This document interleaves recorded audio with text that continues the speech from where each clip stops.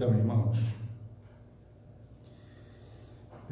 este texto, Mateus 24, ele faz parte do sermão profético.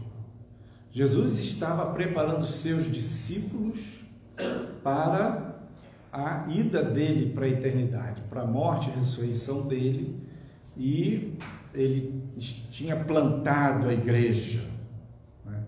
E ele, então, como os seus últimos sermões são esses sermões de preparação, dentre eles o sermão profético, neste texto de Mateus 24, de 1 a 14. Os discípulos começam falando para Jesus sobre a solidez do templo. Olha que pedras, que estrutura, coisa grande, imponente, uma estrutura feita de pedras, né, grandes. E Jesus diz para eles: não ficará aqui pedra sobre pedra que não seja derrubada. Era uma palavra profética. Este era o ano 33 da era cristã. No ano 70, aquela profecia se cumpriu. Pouco tempo depois que ele disse isso, pedra sobre pedra não ficará, será derrubada, eles estavam sentados no Monte das Oliveiras. É um monte que fica próximo de Jerusalém, dava para ver a cidade de lá. E os discípulos perguntaram, em separado, particularmente a Jesus: diz para a gente, quando é que isso vai acontecer?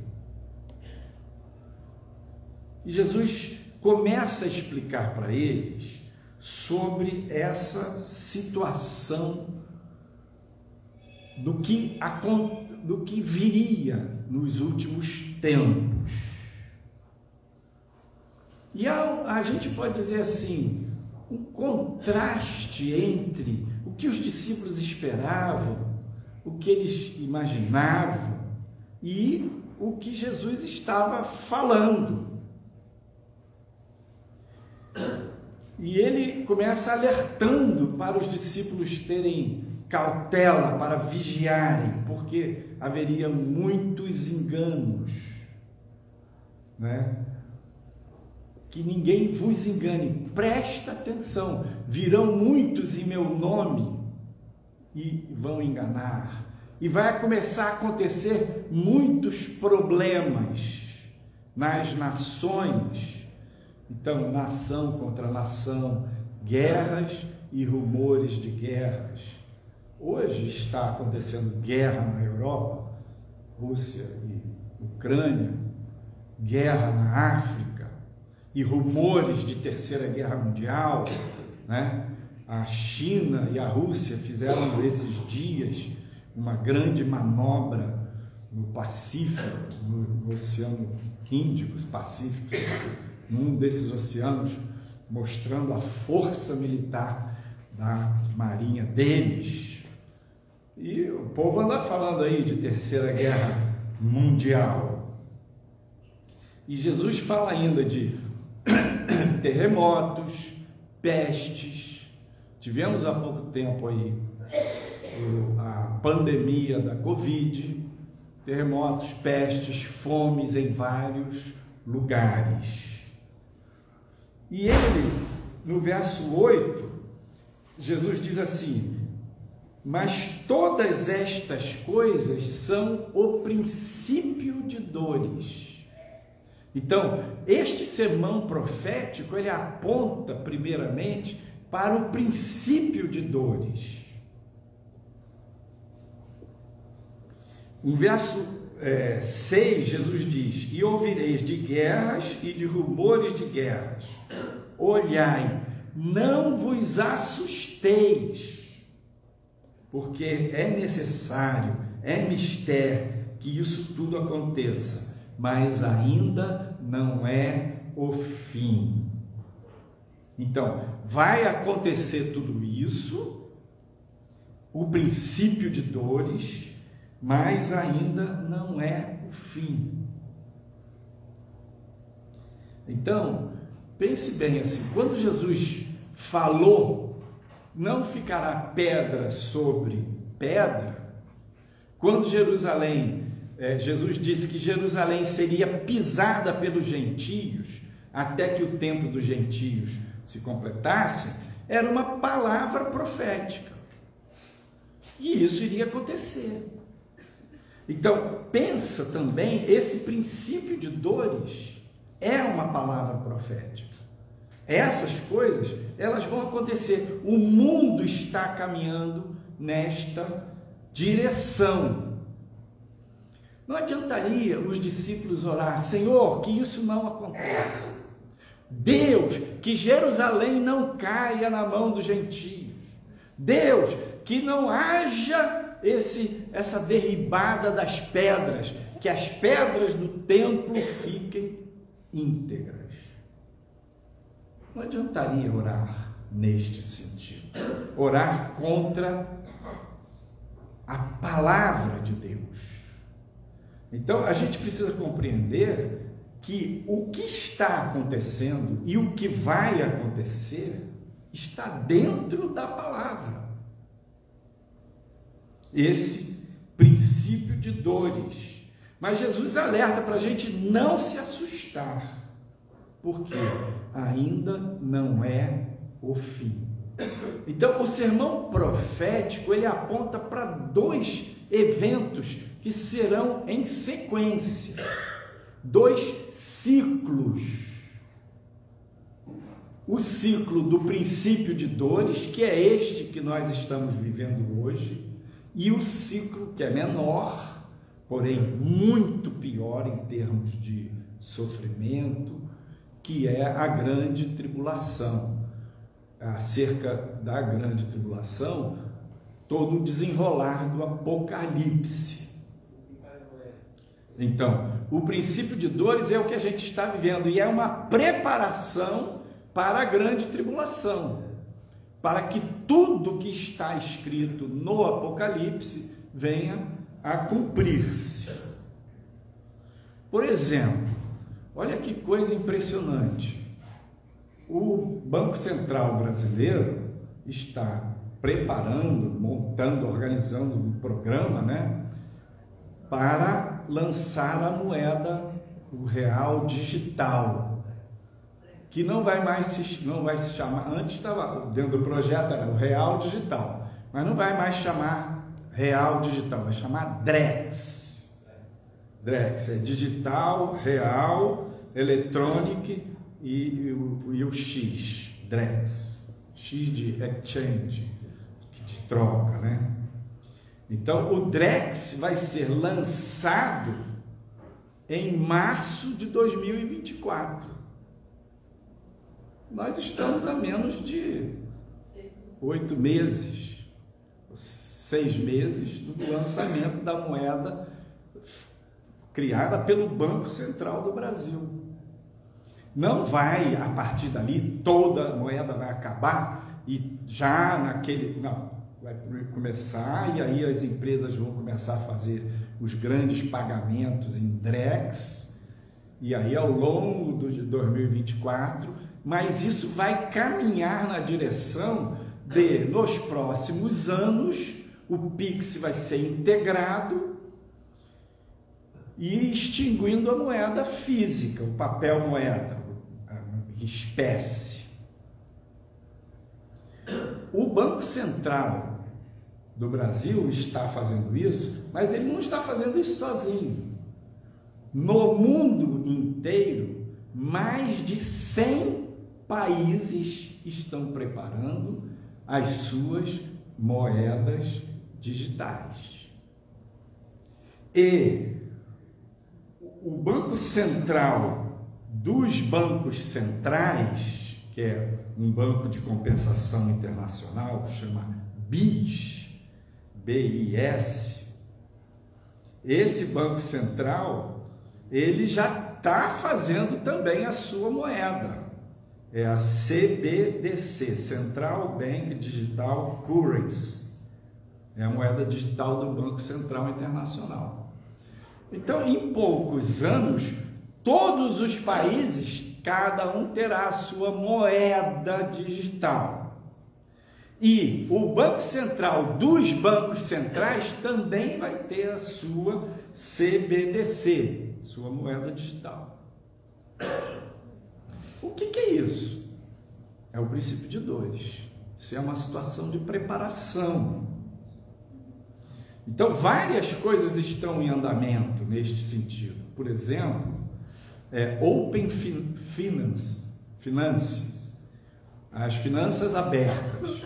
Já está valendo no Brasil que a sua conta bancária, o quanto que você é bom de pagar ou não, outros bancos conseguem ver o seu histórico, porque antes esse seu histórico pessoal do banco era fechado. Agora não, é lei. Os grandes bancos, todos eles têm acesso.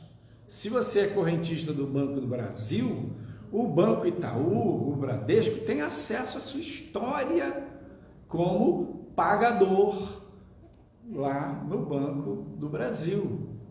Então, se você fez algum crédito e não pagou, todos os outros bancos vão saber. Agora, só que neste momento, não só são mais os bancos, as financeiras, as seguradoras, todas as companhias de crédito já sabem qual é a sua história financeira. Isso, eles dizem, vai facilitar demais, porque se você é um bom pagador, todo mundo vai saber e eles vão te valorizar. Mas se você tem uma história de enrosco na questão financeira, a ideia, na verdade, disso é o quê? Para onde o mundo vai caminhar? E não vai demorar muito. Né? O site GPT, essa inteligência artificial, tem o GPT, já tem outras e vão crescer, já estão bem adiantados. A inteligência artificial, ela vai, de uma forma muito eficiente, cumprir tarefas. Né? Você chega num site desse, bota lá e pede um resumo de um livro, um resumo de 6 páginas, um resumo de 12 páginas, um resumo de 20 páginas, ele vai te dar. Então imagina agora os trabalhos das escolas, como é que vai ficar? O aluno chega lá e pá, faz mais trabalhinho nenhum, né? Os roteiristas, os caras que escrevem roteiro na grande indústria cinematográfica de Hollywood já estão em greve há meses, porque eles sabem que vão perder o emprego por causa da inteligência artificial. E não só os roteiristas, mas um monte de gente vai perder emprego. Muitas categorias, porque a inteligência artificial vai entrar. E o mundo está se preparando. Eu não sei se vocês já ouviram falar da Agenda 2030. A Agenda 2030 é uma agenda da ONU, onde todos os países que são subscritos na ONU assinaram essa agenda, esse projeto em 2015, e esse projeto visa que em 2030 esteja alcançada uma condição em que vá ter uma renda básica. A proposta é que no mundo inteiro as pessoas carentes tenham uma renda básica. Como a gente tem aqui no Brasil, esse Bolsa Família, Bolsa isso, Bolsa aquilo. Mas é uma ideia mundial. No mundo inteiro haverá essa renda básica. Mas a pessoa, para se inscrever e receber essa renda básica, ela também vai ter que se inscrever, né, nos sites do governo e dar seus dados todos lá para poder receber. Então, na medida que os empregos diminuírem, vai entrar essa questão da renda básica. Ah, mas a gente, então, como crente, não vai poder receber? Claro que vai, mas vai precisar prestar atenção, porque daí para frente eles vão começar a gerar mais e mais controle. Tipo, essa questão, por exemplo, as empresas que vão começar a negociar com essas moedas digitais. Com o passar do tempo, as empresas elas vão ser reguladas na questão do carbono, a questão ecológica, né? Se a empresa é ecologicamente correta ou não, para ter mais facilidade de financiamento ou não, para o governo facilitar mais as transações dessa empresa ou não. Então, como já existe na China hoje um controle social na questão do comportamento, o que a pessoa faz, o que a pessoa diz, para onde ela vai, onde ela põe os filhos na escola, tem toda uma questão de controle. Na medida que o povo se tornar mais dependente do Estado, esse controle vai aumentar no mundo inteiro. E como é que a gente vai se virar? O que a Bíblia diz é que no Apocalipse vai ter a marca da besta na mão e na testa.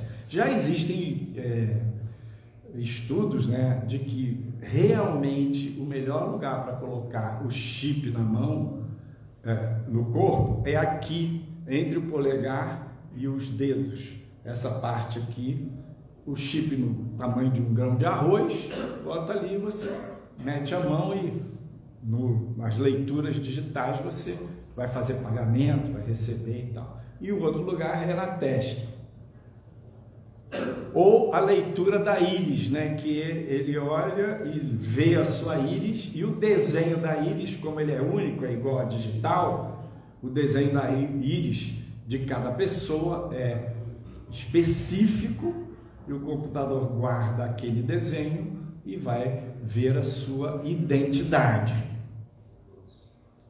Tudo isso está em andamento e veja, se a moeda digital brasileira vai começar a ser lançada em março do ano que vem, o negócio está acelerado e muito acelerado. Então, nós precisamos aprender a lidar com isso, para a gente ser preparado por Deus para enfrentar esse princípio de dores e a tribulação. Então, algumas coisas no nosso tempo vão piorar. O que vai piorar? Vai piorar a opressão espiritual, ou seja, homens, líderes pactuando com o mal, a força, a influência dos demônios na cultura, na televisão, nas informações, na mente das pessoas, as narrativas distorcidas, troca de valores, o certo pelo errado, a operação do erro, tudo isso vai piorar. O patrulhamento ideológico vai piorar. A noção de politicamente correto, se você está dentro disso ou fora disso, vai piorar. A imoralidade, porque não há certo e errado, então, se não há certo e errado, e você não pode dizer o que é certo e errado, então isso libera os freios da cultura para que as pessoas façam o que elas querem. Caminhem na direção da perversão, da aceitação da iniquidade, da promiscuidade. O mundo está caminhando para o padrão Sodoma e Gomorra. E aqui no texto de Mateus que nós lemos, fala que a iniquidade vai se multiplicar. Então podemos dizer que isso vai piorar, a multiplicação da iniquidade. E as pessoas vão ficando cansadas de se indignar, vão se acomodando por tanta injustiça, aquela saturação total, aí vai desistindo. Segundo Tessalonicenses capítulo 2, verso 11, diz: e por isso Deus lhes enviará a operação do erro para que creiam a mentira. Então Deus vai permitir toda a ação demoníaca. Essa operação do erro é fazer as pessoas acreditar na mentira como se fosse verdade.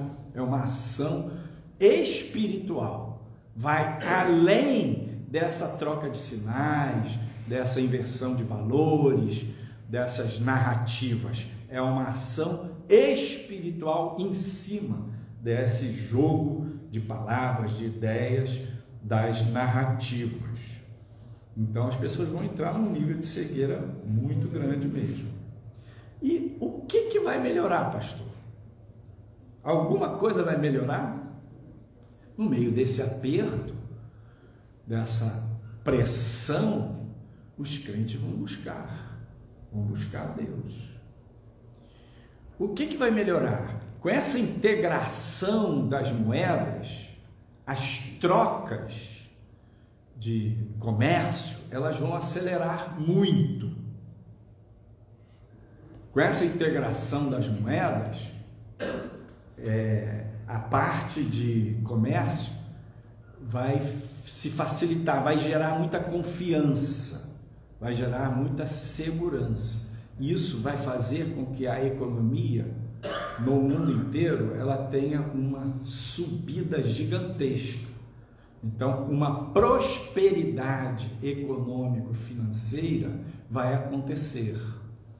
Veja, ao mesmo tempo que está aumentando a iniquidade e o povo descendo na promiscuidade e no pecado, vai aumentar a prosperidade financeira e econômica. Creio eu que também vai crescer a prosperidade espiritual. A igreja, nessa pressão, vai buscar e vai se aprofundar em Deus e virá, creio eu, no meio desse período aí do princípio de dores, o último ciclo de avivamento na terra. Este ciclo, ele vai trazer o sobrenatural para o cotidiano dos crentes. Os milagres vão voltar a acontecer de uma forma simples, difundida em toda a terra, mas milagre mesmo, sobrenatural, tocando o dia a dia dos crentes. E nisso muita gente vai se converter, muita gente vai ser liberta, muitas famílias vão ser livres do jugo do inimigo, o evangelismo vai ter força. Então é estranho, porque ao mesmo tempo que a coisa vai piorar e vai piorar muito, o mover do reino, o mover das coisas de Deus vai melhorar também. Outra coisa que vai piorar é a igreja, é a prostituição da igreja. Então, simultaneamente a igreja piora de um lado e melhora do outro. E, na verdade, a caracterização da igreja do fim é Filadélfia, é a igreja pequena, fiel, que tem pouca força, mas cumpre aquilo que o Senhor deu para ela, versus Laodiceia, a igreja grande, poderosa, rica, a igreja política. Então, uma das batalhas nossas é discernir o reino de Deus. A sua guerra, a nossa guerra não é contra a carne nem contra sangue. A nossa guerra não é uma guerra política. O que hoje se coloca como uma guerra política, direita e esquerda, conservadores e progressistas, isso é uma enganação para prender a gente na coisa do ódio, porque aqui aparece claramente que o ódio vai aumentar. A iniquidade vai aumentar, então a injustiça vai aumentar, as pessoas vão ficar iradas e vão odiar uns aos outros. E nessa guerra política, as famílias já estão se dividindo. Marido para um lado, mulher para o outro, pais e filhos, nora e sogra, já estão se degladiando, estão entrando em embate por você votou em A, votou em B, você é de A, você é de B. E o Senhor chama a nossa atenção. Nós fomos chamados para ser discípulos de Jesus Cristo. A nossa luta não é contra a carne nem contra sangue, não é contra pessoas, então não é uma luta política, é uma guerra espiritual. Contra o quê? A iniquidade, contra o pecado. Então, se você tem sido atraído para brigar na internet, para discutir, para levantar bandeiras, e a conotação da sua batalha é mais política, você está sendo enredado. O jogo de poder, de polarização direita e esquerda, é uma maneira de tirar o olhar da igreja, o olhar correto da igreja, é no Senhor, é no relacionamento com Cristo, é crescer na comunhão com Deus, porque isso tudo que vai piorar, controle, iniquidade, inversão de valores, tudo isso vai piorar. Imoralidade, promiscuidade, o certo virou errado, o errado virou certo. Isso tudo vai piorar. E como é que você vai aguentar? Comunhão, conexão com Deus e com a palavra de Deus. E você começar a desamargurar seu coração nessa temática da política, de odiar os que estão numa posição diferente.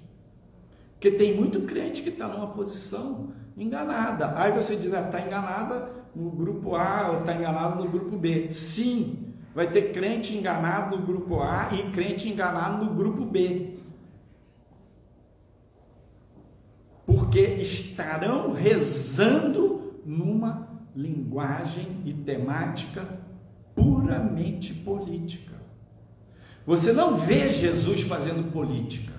Você não vê Jesus tendo uma insinuação em relação a Roma ou aos zelotes. Zelote era um partido lá dos judeus que propunha uma rebelião contra Roma e vencer político e militarmente Roma. Você não vê.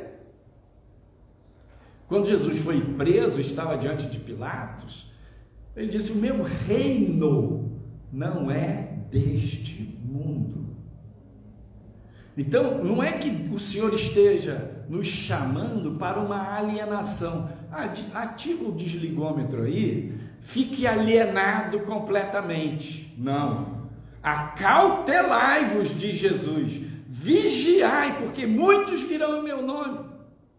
Presta atenção. Não tenham medo. O Senhor diz, não tenha medo. Confia em Deus. Por quê? Ele está no controle. Tudo isso que vai piorar e tudo isso que vai melhorar, ou vai melhorar essa parte da prosperidade financeira, os crentes também vão navegar nisso. Nessa da prosperidade financeira ainda não vai estar aquele controle absoluto da marca da besta. Pastor, eu vou poder usar a moeda digital brasileira? O Drex? Claro que sim. Você já está usando praticamente o Pix. Você usa Pix? Já é a moeda digital. Já é a preparação da moeda digital. O marcador para o cristão, o divisor de águas, é quando exigir que você só vai usar se tiver uma marca. Quando exigir uma identificação para que você use, aí sai fora. Quando chegar nesse ponto, porque imagina que isso é um processo de funil, o funil está aberto, você vai usando, mas chega uma hora que ele vai fechar para passar no gargalo da garrafa. Nessa hora que vai fechar, que vai exigir uma identificação da sua íris para você receber a mesada do governo, Nessa hora que vai identificar você, ou você implanta um chip na sua mão, aí sai fora, porque não presta, porque é o controle do anticristo sobre a vida pessoal de cada um.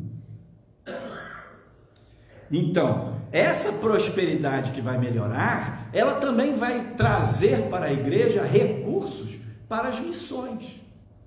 Também vai trazer recursos para a gente expandir o evangelho.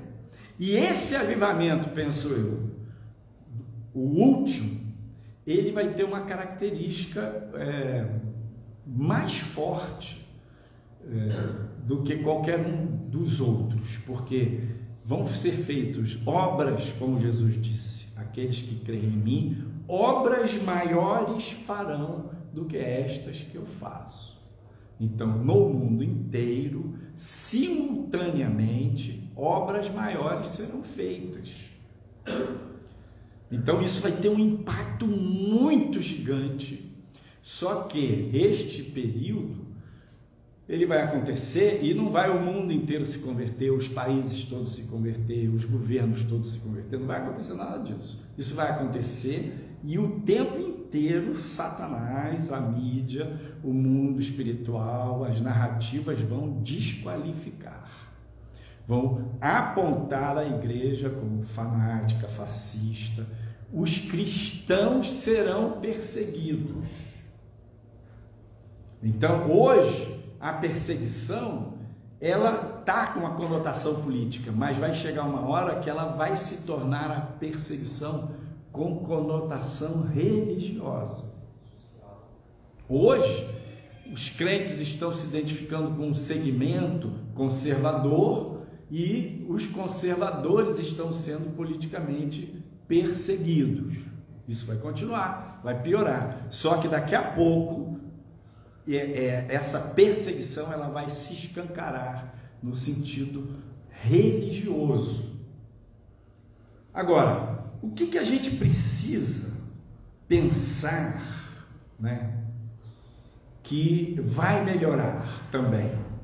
Vai acontecer, creio eu, Efésios 4, verso 13, que diz: até que todos cheguemos à unidade da fé e ao conhecimento do Filho de Deus, a varão perfeito, à medida da estatura completa de Cristo.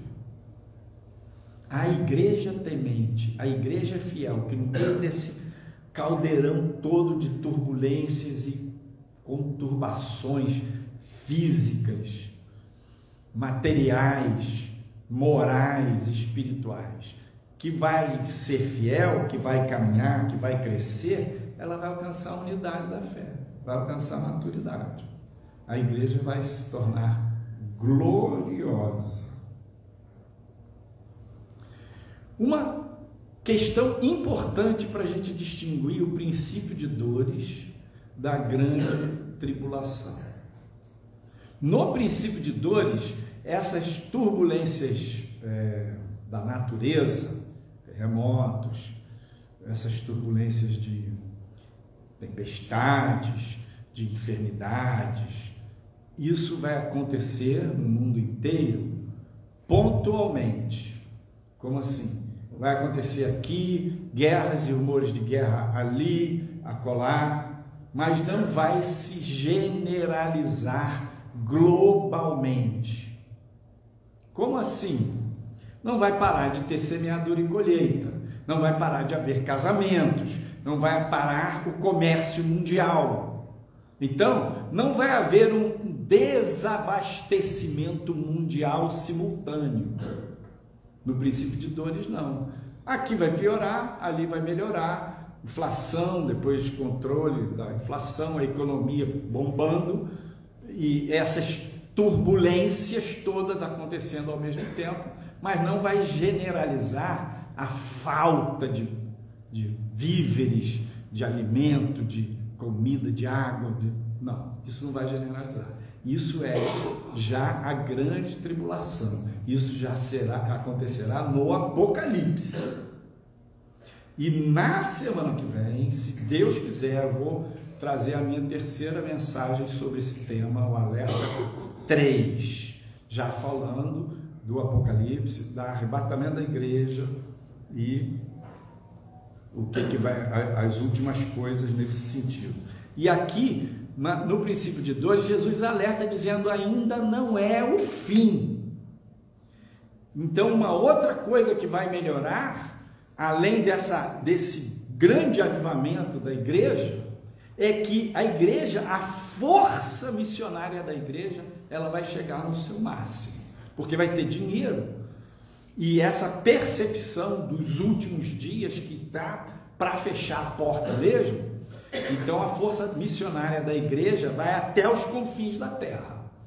Então isso também vai ganhar muita atração nos nossos dias. Então, prestar atenção para não gastar tanto tempo militando politicamente. Presta atenção. Nem num lado, nem no outro. O seu lado é o reino de Deus. Se acautele. Para fechar, o que a gente precisa entender que está em andamento é que Jesus diz: é mister que todas essas coisas aconteçam. É necessário. Então, entender que está tudo sob o controle de Deus, apesar do mal estar agindo, apesar dos homens maus estarem agindo, apesar do pecado e da iniquidade estar aumentando, o domínio, a soberania de Deus não se perdeu. Porque o crente vai olhando para o que vai piorar, vai começando a ficar apavorado, desesperado, tentando segurar, tentando frear isso. Meu filho, minha filha, meu irmão, isso vai acontecer, isso é necessário que aconteça. Então, eu vou fazer um pequeno paralelo para a gente encerrar aqui. O que ocorreu nos dias de Jesus? Num dado momento eu falei, quando Jesus estava sentado no Monte das Oliveiras e os discípulos perguntaram: quando essas coisas vão acontecer? Havia um claro contraste entre o pensamento dos discípulos e o pensamento de Jesus, entre a visão dos discípulos e a visão de Jesus. Por quê? A visão dos discípulos era: Jesus é o Messias, e como Messias ele vai reinar em Jerusalém, e Jerusalém vai se tornar a capital do mundo, e o reino dele vai ser para sempre. Esse era o pensamento. E este pensamento dos discípulos estava baseado em profecias bíblicas. Só que Jesus disse: não ficará pedra sobre pedra. Então, havia alguma coisa. Outra, Jesus vai reinar, e Jesus estava se preparando e preparando os discípulos para ser entregue, traído, crucificado e morrer. E na cabeça deles, ele vai reinar. Na cabeça deles, João e Tiago chamaram a mãe e falaram: mãe, olha, nós estamos indo para Jerusalém, Jesus é o Messias, fala com ele, para a gente sentar à direita e à esquerda no reino dele, do lado do trono dele. Política, era política. E a mãe de Tiago e João foi lá, fez aquele apelo, né, emocional para Jesus, e Jesus não caiu na pilha deles. Então, a mentalidade deles, quando os fatos foram acontecendo, é que tudo estava perdendo o controle, tudo estava saindo dos propósitos de Deus, tudo estava saindo da vontade de Deus. Teve um momento que Jesus falou: basta, agora é a hora das trevas. Satanás inspirou Judas para trair, Satanás induziu os líderes judaicos para armar a prisão e a morte de Jesus. E Jesus disse: esta é a hora deles. Então, quando você olhar para o princípio de dores, precisa pensar, esta é a hora da permissão de Deus que isso tudo aconteça. Não adianta ficar brigando. Não, Senhor, que Jerusalém não caia na mão de gente. Está perdendo tempo nessa oração. Não, Senhor, que não a iniquidade não se multiplique. Esta é a hora. Agora, o que a gente precisa enxergar? Que Deus, naquele momento lá, não estava perdendo o controle. Que a soberania de Deus não estava indo por ralo. Pelo contrário, com toda a ação dos homens, com toda a ação dos demônios, com toda a ação das autoridades judaicas, com toda a raiva e ódio contra Jesus, o propósito de Deus estava se cumprindo, porque Jesus era o Cordeiro de Deus que ia morrer pelo pecado do mundo. E a vitória de Deus estava vindo exatamente ali, naquela aparente derrota. E a visão dos discípulos naquela sexta-feira da morte de Jesus, naquele sábado, era: acabou, derrota total. Então, esse tipo de mentalidade pode acontecer com a gente agora, no final dos tempos, nesse período do princípio de dores, a sensação de que estamos sendo destruídos, derrotados. Se você buscar, se você confiar, se você colocar a sua fé em Deus, na palavra do Senhor, e vigiar, se acautelar, você vai prosseguir na comunhão, no crescimento, na caminhada. Um alerta é, Carta de Hebreus, capítulo 10, diz assim: quanto mais vocês verem que vai se aproximando aquele dia, exortai-vos uns aos outros, não deixeis a vossa congregação. Um alerta é, essa coisa de igreja online, não, eu me alimento na internet, tá, fica só pela internet. Isso é falso. Pode se alimentar espiritualmente pela internet? Claro que sim, tem muita coisa boa. Mas se você não tem uma igreja, se você não comunga com uma igreja, se você não toma a Santa Ceia numa igreja física, compartilha com seus irmãos, você está perdendo conexão e está perdendo qualidade. E vai estar mais sujeito aos enganos desses últimos dias. Então, relacionamento com Deus, relacionamento uns com os outros, vigilância, leitura da palavra, não se deixe levar pelo medo, pelo pavor, pela sensação de que está tudo fora do controle, porque não está. O Senhor é Deus, é soberano e está no controle de todas as coisas. Amém.